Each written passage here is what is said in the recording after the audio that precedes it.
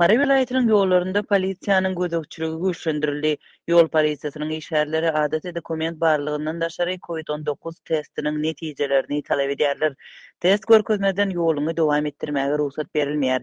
Bu ýagdaý ýurtda nowatdaky çäklendirmelerin girdilmeginiň ýygynyny gabat geldi. Häkimetler görülýän çäreler barada ilaty resmi derejede habarly etmeýän wagtynda çäklendirici çäreler durnukly girdejesini ýitiren ilatyň aladasyny we nägileligini artdyrýar. Şu günler etraplaryň we şäherçileriň arasyndaky ýol gözükçülük polisiýa nukatlarynda sürüjilerden resmi namalardan başga COVID-19 synaglaryny görkezmek talap edilýär.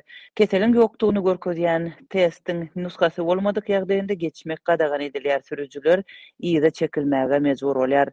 Azatlygyň Mardak habarçysynyň 19-njy ýanwarda habar bermegine görä hususanda Bayram Aliýanyň we Türkmen galanyň arasyndaky polisiýa nukatlarynda geçirilen barlyklarda sürüjileriň köpüsinde koronavirus testi bolmandyr we polisiýa olary ýygyna öwrüpdir. Bu gezek sürüjiler pary tiklip etmek bilen hem ýoluny dowam etdirmäge ruhsat alyp bilmediler. Olardan ilki bilen syýahatynyň maksady soňra testiň nuskasyny soraýarlar. Synagy bolmadyklary ýygyna gaýdarlar. Polisiýa nukudunda polisiýa işgärleri, raýat giyimli milli hukuklyk işgärleri we medisina işgärleri bar. Diýip ýerli çeşmämiz habar berdi. Azatlyk radiosynyň Mardaky habarçylary vilayatyň beýleki ýerlerindäki polisiýa postlaryndaky ýagdaýyň hem şoňa meňzeşdigini habar berdiler. Polisiýa işgärleri täze talaplary koronavirus keseliniň ýaýramagy bilen düşündirýär we sürüjilere öýde galmagy hemde hiç ýere gitmezligi maslahat berýär. Odalky ýyllaryň tejribesinden awtolog eýeleri indi aýlawly iş bolsanda amatsız ýollary saýlamagy synançýarlar, emma şol ýollar hem indi polisiýanyň gözükçülüginde saklanýar. Türkmenistan 15-nji ýanwarda ýene bir gulplama girdi. Ýurtda bazarlar, söwda merkezleri, hyzmat ediş karhanalary, diň çalyş we tomoşa diýethalary ýapyldy.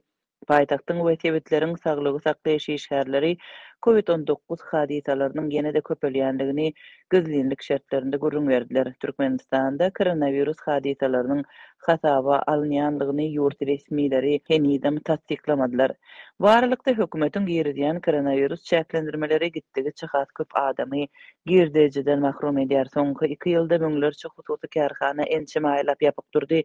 10 müňlerçe adam girdejesiz galdy.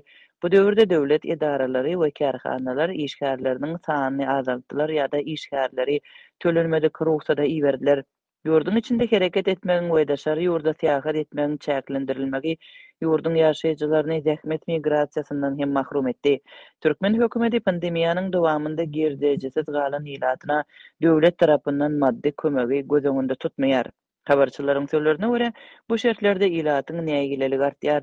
Köp adamlar şu günkü ýagdaýyny ýurdun taryhynyň iň agyr döwürleri 90-njy ýyllaryň iýmit kartoçkalaryny we 2-nji jahan uruşynyň aç ýyllary bilen deňeşdirýärler. Uruş ýyllarynda da ilata açlykdan ölmezlik üçin azyk ýagny çörek, kartoşka we sogan berilýärdi. Häzir olam ýok. Hökümet ilaty gazançdan mahrum edýär diýip Mariýanyň bir ýaşaýjysy azatlygy gurrun berdi. Habarçylar häzirki gulplamanyň COVID-19 pandemiýasy sebäpli güýçlenen uzak ykdysady krizis zerarly zordan gün görýän ýyrat köpçüligi üçin has agyr boljagyna ýyl içinde aladylanmalaryň artýanlygyny belliýärler. Mundan öň 2 ýylyň dowamynda ýurtda 2 ýedek berk çäklendirme gerilipdi.